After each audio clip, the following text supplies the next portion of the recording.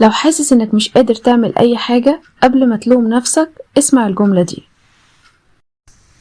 لو حاسس انك بتصحى تعبان ومش طايق تبدأ ومش لاقي شغف لأي حاجة في حياتك، خليني اقولك الحقيقة من غير لف، انت مش كسلان، انت مرهق نفسيا.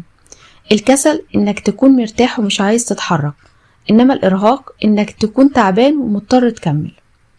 ناس كتير عايشة وهي مرهقة، بس من بره باين انها تمام، بتشتغل وبتضحك وبتقوم بالواجب، بس محدش شايف اللي جواها.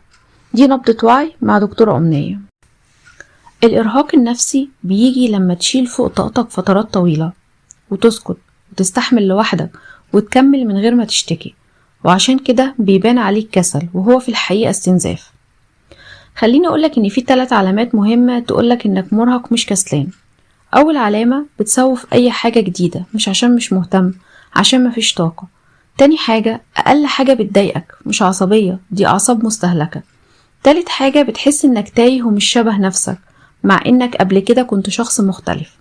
طب نعمل إيه؟ مش هقولك شد حيلك ولا فكر بشكل إيجابي ولا قوم اشتغل، هقولك حاجة أبسط وأصدق بكتير.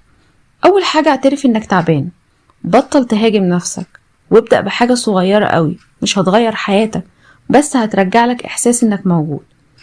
خليك فاكر دايما إن الإرهاق النفسي مش نهاية، الإرهاق رسالة بتقولك وقف شوية قبل ما تقع.